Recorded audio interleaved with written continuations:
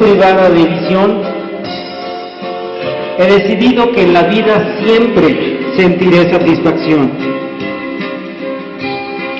De cuántas bendiciones gozo que no tienen los demás.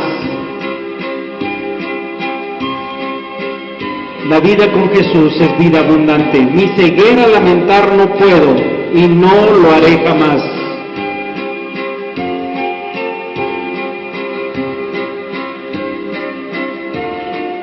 Había pocos recursos para ciegos, pero Dios le permitió aprender música. Hasta su muerte en 1912 ella había escrito más de 8,000 himnos.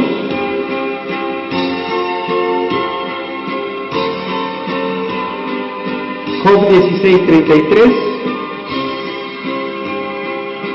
A Juan 16:33, estas cosas les he hablado para que en mí tengáis paz. En el mundo tendréis aflicción, pero confiad, yo he vencido al mundo. Fanny escribió, creo que fue la providencia de Dios que sea ciega toda la vida, y le agradezco por esta gracia. Si la vista terrenal perfecta me fuera ofrecida mañana, no la aceptaría. Puede ser que no hubiera cantado los himnos de alabanza a Dios si otras cosas hermosas o interesantes me hubieran distraído. Cuando llegue al cielo, lo primero que veré gustosa será el rostro de mi Salvador. Esta es la vida de una mujer con grandes dificultades desde niña.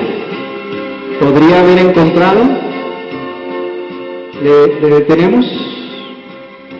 Podría haber encontrado rencor, tenía razones para estar dolida con Dios, pero ella, por la gracia de Dios, encontró que en medio de las situaciones difíciles había mucho que agradecerle a Dios.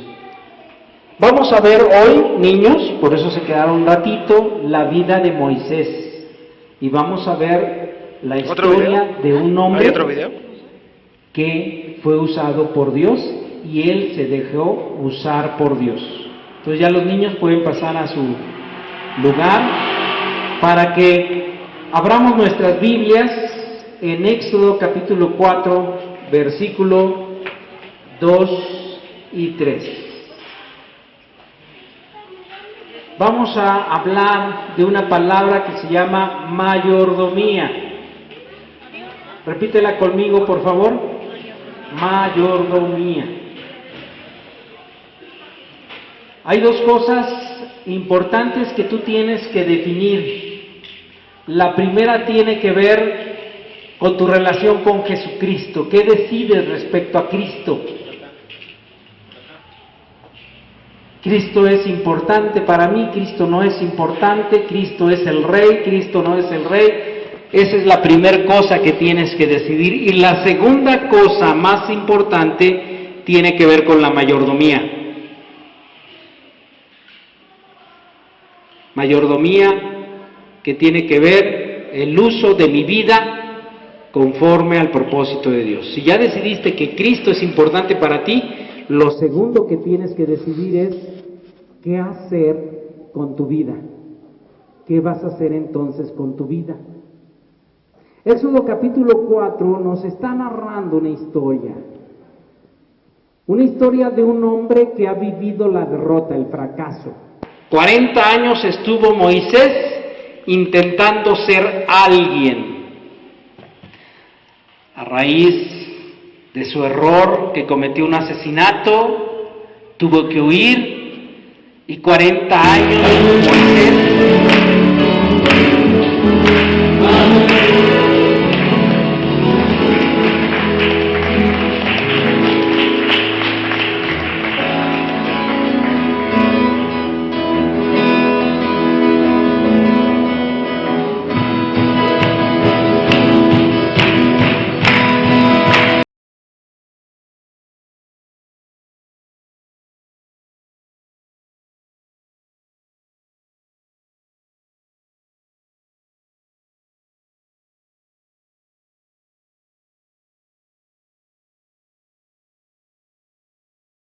¿Qué tienes en tu mano? Él está reconociendo que los propósitos que Dios le está mostrando hacia adelante superan su propia capacidad. Dice, yo no soy capaz, dice Moisés. Y está en esa lucha ante el propósito de bendición que será Moisés para la vida no de miles, no de cientos de miles, sino de millones de personas a las cuales Moisés afectará por esta importante decisión que en la soledad del monte, al lado de sus ovejas, en medio del desierto, la importante decisión que habrá que tomar Moisés respecto a Dios, de hacerle caso o no respecto a lo que está diciendo Dios para con Moisés, porque Dios había fijado su mirada en ese hombre indigno, en ese hombre que no valía, en ese hombre que no tenía razón para ser alguien, que tenía que vivir prófugo, escondido de su pasado. ¿Qué es eso que tienes en la mano?, le dice en esa discusión. ¿Qué es lo que tienes en la mano? Tenía una vara, tenía un bastón. Él no cree hacer lo que Dios le pide, pero Dios le dice, bueno, ¿y qué es lo que tienes en la mano? Él le dijo, Dios le dijo, échala en tierra, y él la echó en tierra y se hizo una culebra, y Moisés huía de ella.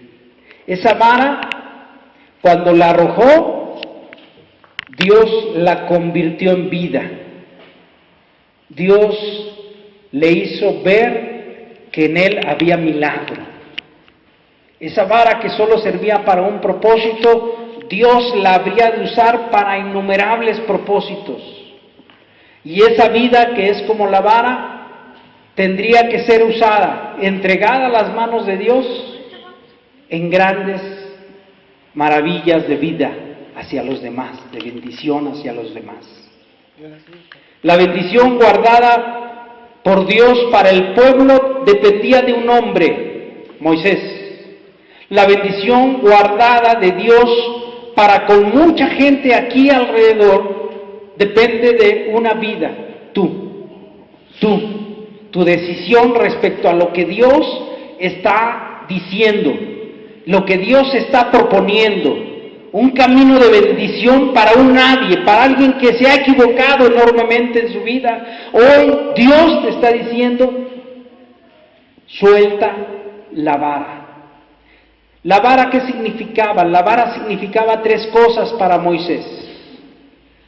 Le daba identidad, porque la vara le decía su historia, qué ejercicio hacía de su vocación. Él era, ¿qué era? Pastor. Su vocación pastoral tomada después de mucho tiempo, la identidad, le daba identidad, pero también le daba economía. Su vara le permitía mover a sus ovejas, y sus ovejas que no eran de él, pero él las administraba, le permitían tener el sustento para las familias. La vara, con la vara era la manera en que controlaba a las ovejas, en que quitaba los lobos, los perros que querían comerse a las ovejas. La vara, símbolo de su economía. Y la tercera cosa era la influencia. La vara señalaba ante los demás su posición. Si tenía menos ovejas o más ovejas, era representativo de su nivel de influencia. Si tenía un gran rebaño, era más respetado, menos respetado por su vara, la vara.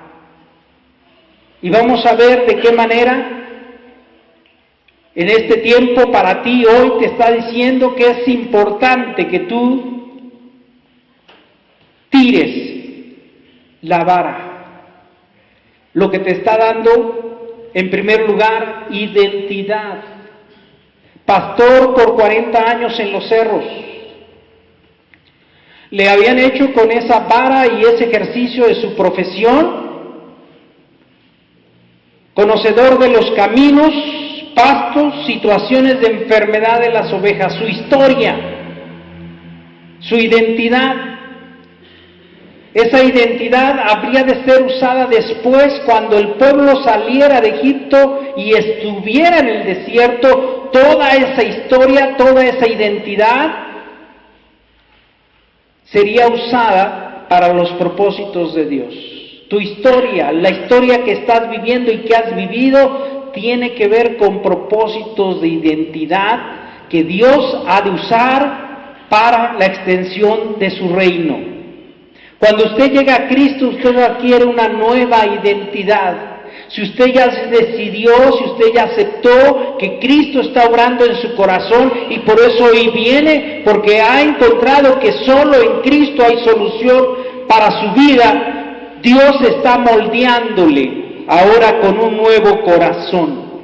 Y la identidad de usted es tan importante para Dios, así como Dios lo agarró, como Dios lo tomó, porque Dios lo va a usar. Cuando Jesús llamó a Pedro, ¿qué profesión tenía Pedro? Pescador. ¿Y qué le dice Jesús? Serás pescador de hombres. En esa profesión, en eso a lo que se dedicaba Pedro. Ahora en los caminos de Dios, él habría de ser un pescador de hombres. Juan, cuando lo ve, cuando lo llama, Juan, en Mateo 4:21, el discípulo amado, Juan, dice que estaba en la barca con Zebedeo, su padre, que remendaba sus redes. ¿Qué hacía Juan? Remendar las redes. Él no era el pescador propiamente, sino era el que remendaba las redes. Y si usted se ve en el propósito de Dios, Juan no habló a multitudes, no era un evangelista de multitudes, como Pedro, que llegó a ser evangelista de multitudes. 6,000 gentes se convirtieron en una sola tarde gracias a su hablar. Pero Juan no. Juan fue alguien que remendó redes. El Evangelio según San Juan se escribe porque había que definir propósitos de doctrina, de enseñanza respecto a Jesucristo. Y Juan es alguien que escribe para remendar las redes del Evangelio. La identidad que usted tiene, la vara que usted tiene, la vida que usted ha vivido, lo que le da la forma de ser, Dios la quiere usar. Dios quiere usar su vida, pero usted debe de soltarla. ¿Qué le dice Dios a Moisés? Suelta la vara, porque yo la necesito, yo la quiero usar. ¿Qué tienes que hacer con tu identidad? Soltarla. No la niegas, no te escondes, se la entregas al Señor. La forma en la que tú llegaste a los pies del Señor, se lo entregas a Él, porque Él te va a usar, así como te ha formado la vida. Lo segundo es que la vara le daba sustento económico, era la forma de ganarse la vida. Cuando Él le dice, entrega tu vara, cuando uno decide que el sustento económico, aquello que le reporta la ganancia, con lo cual satisfacer las necesidades propias y de su familia, y la suelta, se la entrega al Señor, está aceptando que la ética a través del cual me muevo en los asuntos del mundo es la ética de Dios. Por eso, al soltar la vara, rechaza la idea de ganar al mínimo esfuerzo. Usted y yo venimos de una cultura y nos hemos hecho acorde al pensamiento de ganar al mínimo esfuerzo. Usted sabe que una gran cantidad de gente le gusta participar en la lotería. Enorme cantidad de gente gusta de dejarle su suerte a las tandas. ¿Sí? Aquí no se conoce eso, ¿verdad? Es muy ética, muy cristiana la gente, pero aún gente cristiana participa en tandas. ¿Qué es eso? Fortuna, ¿verdad? Porque según el numerito, no sé si lo hacen con volado, no sé cómo sacan la tanda. Pero es un sorteo como la Lotería Nacional, ¿verdad? A ver, consuegra, véngase y vamos a sacar el número, ¿no? No sé cómo le haga, pero de repente ya me saqué la tanda. Aquí no hay eso, ¿verdad? En esta congregación, pero se sucede que en Capuluac y Santiago la gente deja su planeación y su fortuna a la suerte. Me tocó hoy la tanda, en vez de ahorrar, me tocó hoy la tanda, pues ya, tengo. Pero no, la idea es no planear, sino dejarle a la suerte. Bueno, pues esa es la cultura mexicana. Es curioso, estaba viendo los premios, la forma de ganar la lotería. Usted sabe que para ganar el premio mayor es 1 entre 15 millones la probabilidad de que usted saque el premio mayor. La probabilidad, fíjese, ¿1 entre cuántos? 15 millones. Ajá. O sea, de 15 millones de gente, usted se la sacó. Y la gente le entra, Mire, la probabilidad de que usted tenga un accidente de coche es de 1 entre 84. ¿Cómo ve esa probabilidad? Es mayor la probabilidad, mucho mayor. La probabilidad de que usted muera en la silla eléctrica, si viviera en Estados Unidos, es de 1 entre 62,000 personas. O sea, bastante gente si llega a morir en la silla eléctrica. Y la probabilidad de los que nacen, de 1 entre 62,000. La probabilidad de que caiga un cometa que está aproximándose a la Tierra en 2036, va a pasar cerca, relativamente. La probabilidad de que hayan calculado mal y que al final de cuentas sí pegue en la Tierra, es 1 contra 45,000. La probabilidad de que sí choque con la Tierra. Fíjese. Cuando usted juega la lotería,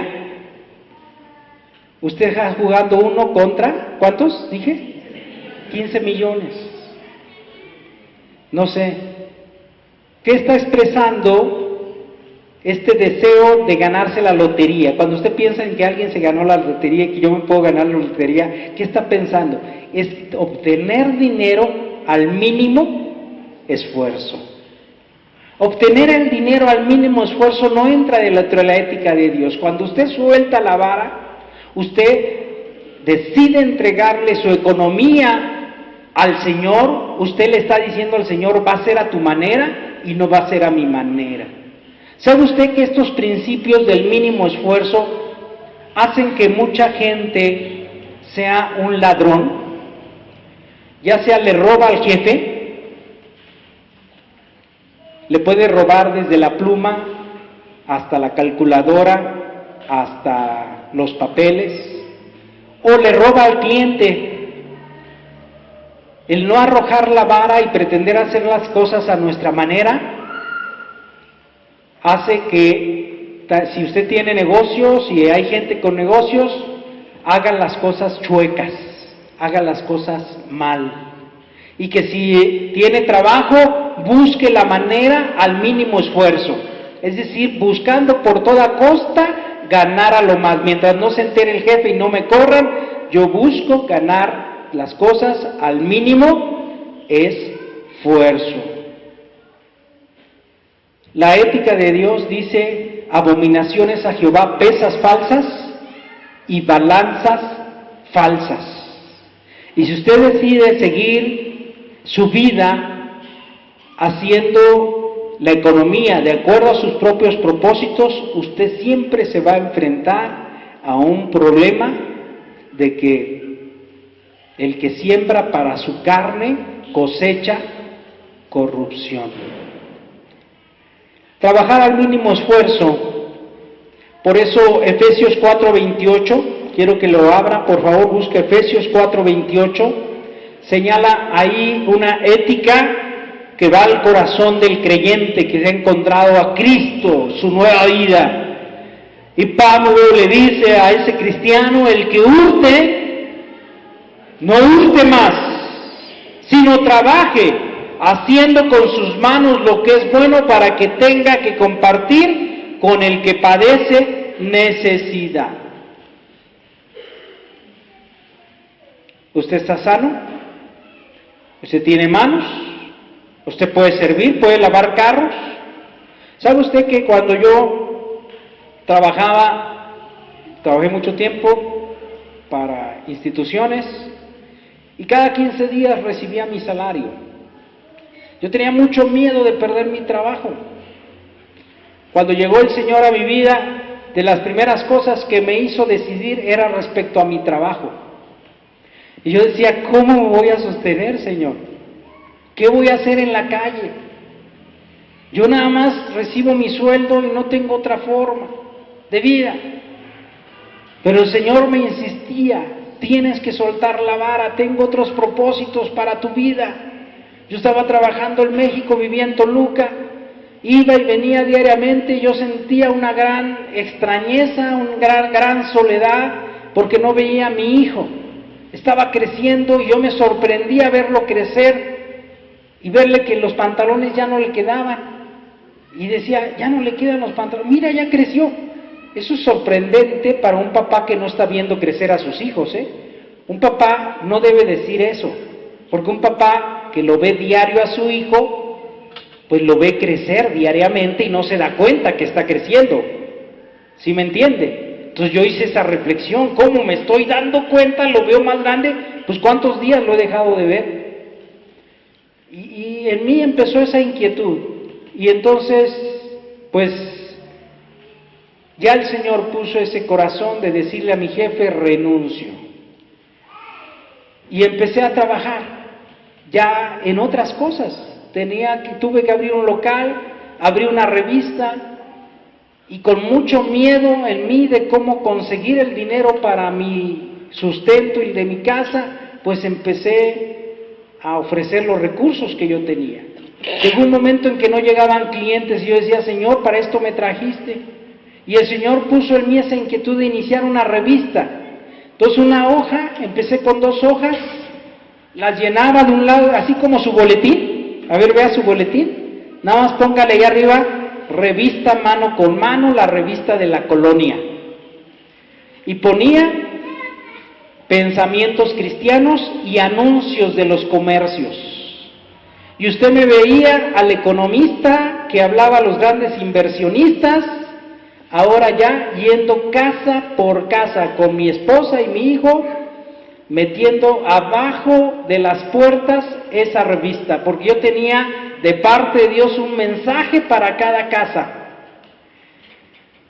Y eso fue el primer paso. El segundo paso que Dios me marcó, bueno, no están llegando los clientes. Yo les había puesto un teléfono, llámeme y aquí le anunciamos. No llegaron los clientes, no anunciaban, no llamaban.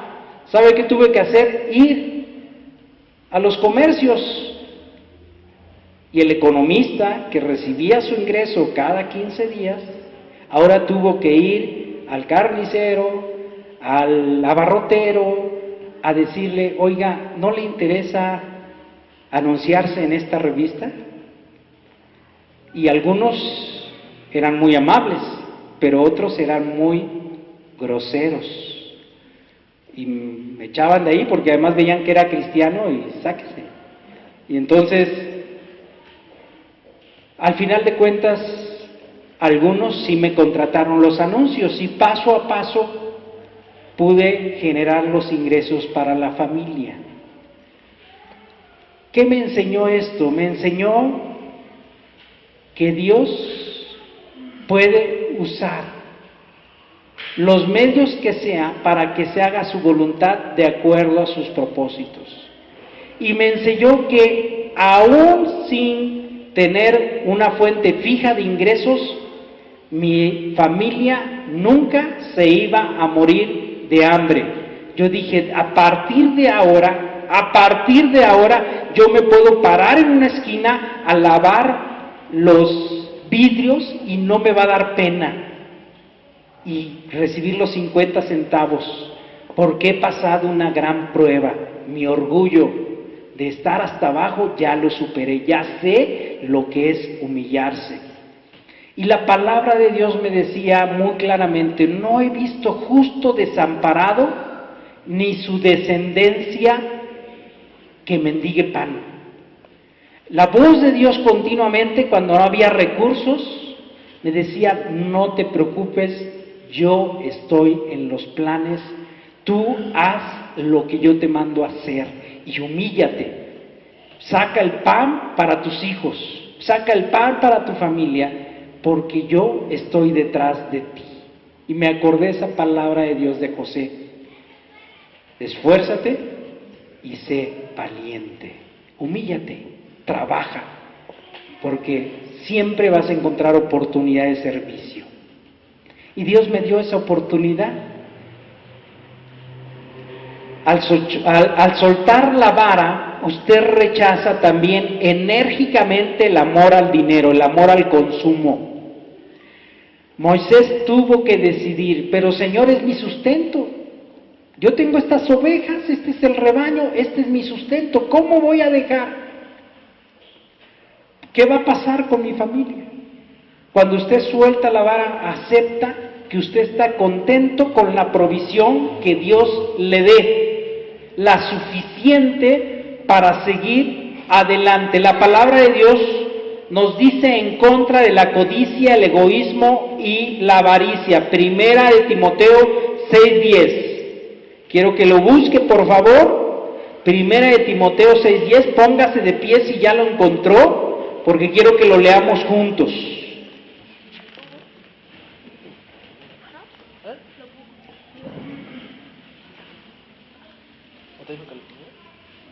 Primera de Timoteo 6:10.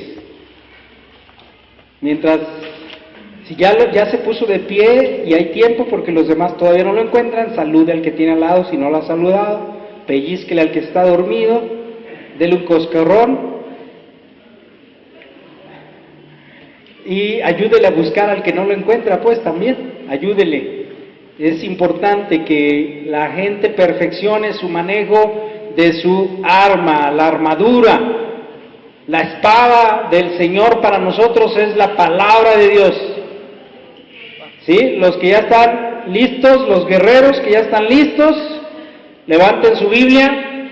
¿Ya la tiene lista? Sí, ya está lista. Aleluya, la tenemos abierta. Sabemos, 1 de Timoteo 6:10, versículo importante de prevención para la vida de un cristiano, dice ahí, porque raíz de todos los males es el amor al dinero, el cual codiciando algunos se extraviaron de la fe y fueron traspasados de muchos dolores. Amén. Puede sentarse, gracias. El amor al dinero, codicia, amor al consumo, amor al tener, amor a mi vida. Usted sabe que un paso importante en la forma en que prueba Dios al cristiano para ser usado en los planes y propósitos que Él tiene es el diezmo. Y usted sabe que mucha gente no va a pasar ese examen, no está dispuesto a dar su diezmo. Y me he encontrado con discusiones que dicen es que el diezmo ya no es bíblico, es del Antiguo Testamento, no es el Nuevo Testamento. Y entonces yo le digo, bueno, vamos a ver qué dice el Nuevo Testamento, qué hizo la viuda pobre que estaba dando su ofrenda en el templo. Dio todo lo que tenía. Está bien, vámonos al Nuevo Testamento de todo lo que tiene. Y entonces ya se queda callado, ¿ah? No, mejor vámonos al Antiguo Testamento, doy nada más el 10%. Pues déjeme decirle que yo empecé con el 10%. Gracias a Dios nos ha permitido más del 10%. ¿Y sabe qué? Ha sido una gran bendición para nuestras vidas. Increíble cómo Dios se ha manifestado en nuestras vidas. Si usted ve la casota que tengo, no la han visto algunos, ¿verdad? No es mía, está puesta por Dios. Yo no sé cuánto tiempo duro, pero mientras dure es mi casa. Oiga, pero no es su casa. No, sí es mi casa, porque donde yo vivo es mi casa. Es donde Dios me ha permitido estar para bendición. Y Dios quiere que usted entienda que tiene que hacer un compromiso y un pacto en el cual usted, primicias, ¿qué son las primicias? Los primeros frutos, esto no me pertenece, ¿le pertenece a quién? A Dios. ¿Le pertenece al pastor? No, no le pertenece al pastor.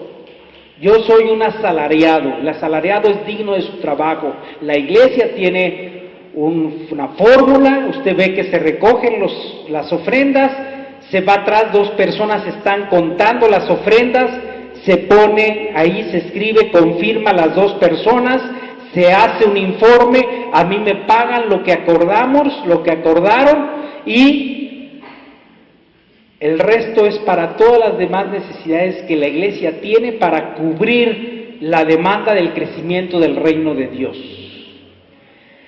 Y en eso muchos cristianos lamentablemente se van a quedar ahí. Van a llegar al cielo con su vara todavía que agarrada. Oye, ¿no te dije que la soltaras? No. Mire, ya casi, pero tengo deudas y no he salido mis deudas. Suéltala. Haz las cosas respecto. No.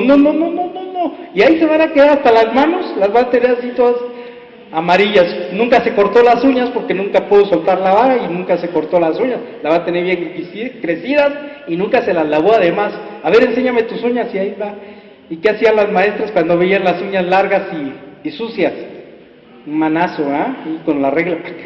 Bueno, no sé cómo sea allá en el cielo, pero déjeme decirle que muchos ahí se van a quedar y nunca van a soltar por amor, ¿a quién? Al dinero, la ambición, cuando se pierden las grandes riquezas de ser hijos del Dios vivo. Si el Señor cuida de las aves, ¿cómo no cuidará también de sus hijos? El tercer aspecto, el último aspecto que vamos a tratar es que Samara le daba influencia. A Moisés era representativo de la influencia que él tenía. Poca, mucha, pequeña, yo no sé hasta dónde tú llegabas con tu influencia en tu vieja vida. Pero al momento en que entregas tu influencia, tú le estás diciendo a Dios, Señor, lo que yo haga va a ser de acuerdo no a mis propias influencias y mi propia forma de ver, para que tú recibas adoración, no yo, sino tú ahora recibe la adoración. Mi influencia va a servir a tus propósitos. En su vieja influencia, Moisés tenía influencia sobre un puñado de ovejas, animales. Si no hubiera arrojado esa vara, ahí se hubiera quedado. Y otro cuento estaríamos hablando. Cuando menos 5 libros del Antiguo Testamento no los tendríamos, ¿verdad? ¿Cuáles son? Génesis, Éxodo, Levíticos, Números, Deuteronomio. No estarían porque se quedó el viejito Moisés de 80 años y no quiso soltar. No, ¿y después a quién voy a dirigir? ¿Después qué voy a hacer? Pero él la soltó. Soltó la vara. Y Dios le permitió ser influencia no para un rebaño de animales, sino para millones de personas que bajo el poder de Dios y simplemente él como instrumento, ahora él daría cobertura. No animales, millones de personas que Dios estaría guiando, dirigiendo hacia la tierra prometida. Usted no fue creado para consumir recursos nada más. Usted no está aquí para respirar, crecer, reproducirse y morir. Dios ha pensado que está aquí porque hay que cubrir propósitos de vida respecto a su reino. Dios ha pensado que usted sea de influencia hacia los demás por la vida espiritual que Dios está formando en usted. Y créame que vale la pena dirigirse en el caminar con Dios. Para entender esto, usted debe saber que el que no ama no ha conocido a Dios, porque Dios es amor. Cuando usted entra en la dimensión del amor de Dios, usted entonces puede experimentar lo que es amar a los demás y estar dispuesto a dar su vida, a dar su tiempo, a dar sus recursos para que otra persona experimente el amor de Dios. Es la mejor influencia que usted puede tener. El día de ayer, su pastor cayó en una debilidad. Yo tenía que estar a las 6 de la tarde con el grupo AA, un grupo pequeño, 5 personas, que han vivido su vida arrastrados por el alcoholismo, que están en esa pequeña agrupación, algunos van, algunos vienen, y de una forma u otra la debilidad fue caer en la depresión, y me fui pensando, ojalá que me digan que ya no vaya, pastor, ya no esté aquí. Y de una forma u otra ese pensamiento quedó en mi mente, dije, son tan pocos, ¿qué tengo yo que hacer ahí? Señor, dame la oportunidad de ministrar a multitudes. Pues no, llegué y había 5. Y mis compañeros que van de retaguardia, de apoyo, no fueron ninguno. Cada quien hizo lo suyo, no sé. Y dije, bueno, pues aquí estoy solo, ya instalé todo lo que tenía que instalar, no estén mirando a los que no fueron, yo los disculpo, estuvo bien, fue lección para mí. Y ahí estaba yo, y otra vez los 5, que algunos se duermen, otros bostezan, y dije, yo estaba muy mal, la verdad es que mi ánimo estaba por los suelos, y me sentía deprimido, y dije, pues ahora me voy a deprimir más. Y entonces me levanté y dije, bueno, es el momento en el que cada quien platique su historia. Y para deprimirme dije, a ver, ¿qué cosas ha pasado para que usted esté aquí sentado? Las cosas que he hecho mal para que usted sea un alcohólico y su vida no valga nada. Y ahí empezaron a decir, no, pues que mi mamá, que mi papá, que me golpeaban, que, historias terribles. Y yo todavía, más abajo, Y entonces uno de ellos, cuando le tocó, se levantó y dice, pues mire, pastor, la verdad es que he pasado por todo eso, pero yo lo escuché a usted allá arriba, que es el grupo donde íbamos antes en Tilapa, y estoy aquí porque me dijeron que aquí venía usted, y yo no sé cómo, pero resulta que Dios, yo ahora me está permitiendo ver la vida diferente. Y yo tengo que decirle que mi familia ya conoce a Cristo. Y entonces me empezó a dar la vuelta a la tortilla. Yo quería caerme todavía más al fondo y empezó a hablar de las bendiciones de Dios. Y por ahí me trajo un llavero. Miren nada más, qué hermosura de llavero. Dice, esto es lo que yo hago. Ya mi familia me abandonó, ya no tengo más que hacer, pero un hermano me da trabajo y esto es lo que yo ahora estoy haciendo. ¿Lo ven?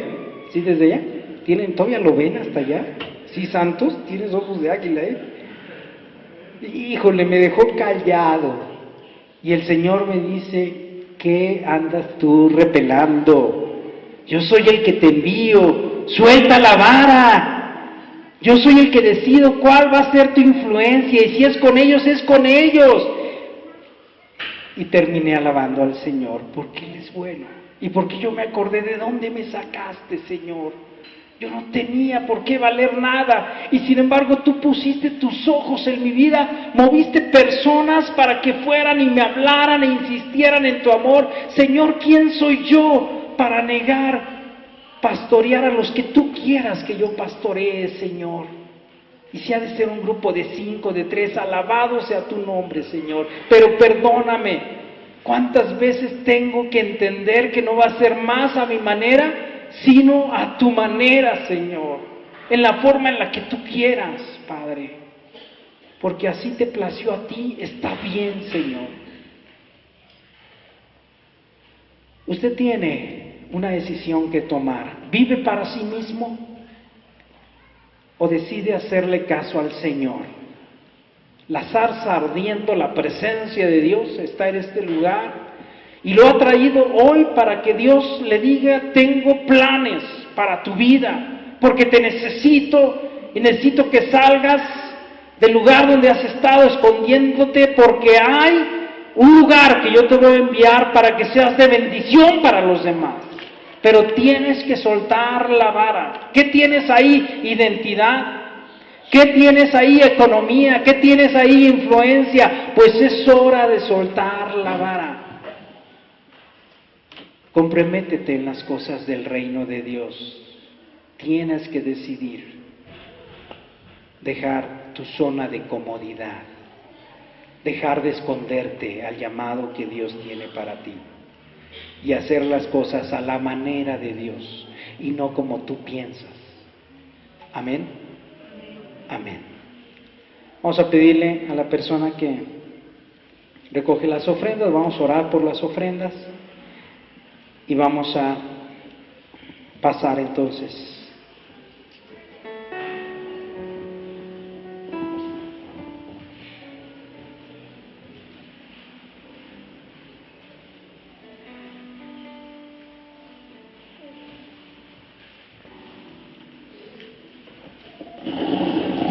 No sé si ya leyeron la historia de la mayordomía, está en el boletín. Interior, lado izquierdo, y si no vamos a leerlo porque creo que no todos tienen. A ver, leemos una parte, todos juntos, dice, a ver, todos juntos. Hace un par de siglos, un joven inmigrante de 16 años tuvo que dejar su hogar porque su padre era demasiado pobre para sostenerlo. Salió con sus bienes materiales en un paquete que llevaba en su mano. ¿No los escucho? Cuando el joven del campo llegó a la gran ciudad de Nueva York, descubrió que era difícil conseguir un empleo. Recordando las últimas palabras de su madre y el buen consejo que le dio el capitán de un barco, el joven dedicó su vida a Dios, determinando devolver a su señor la 10ª parte de cada dólar que ganaba. Así que cuando recibió su primer billete de $1, dedicó 10 centavos al Señor y seguía haciéndolo a lo largo de los años. Después de unos años llegó a ser socio de una fábrica de jabón y más tarde compró la parte de su socio e incluyó a su hermano en la firma. Instruyó a un contador que abriera una cuenta en el nombre del Señor y que depositara allí la 10ª parte de todas sus ganancias. El negocio creció maravillosamente y el propietario decidió dedicar al Señor 20% de las ganancias, luego 30%, después 40% y finalmente 50% de las ganancias. Parecía aumentarse sus ventas en proporción con su generosidad y pronto la marca de su jabón llegó a ser conocida en todo el mundo. El finado William Colgate era ese hombre que Dios prosperó tan notablemente por su gran fidelidad al Señor. Se relata esta historia no con el objeto de promover los productos Colgate, sino porque ilustra las bendiciones que acompañan a los que son fieles en la mayordomía de sus bienes delante de Dios. Muy bien. Entonces la predicación del día de hoy, ¿cómo se llamó?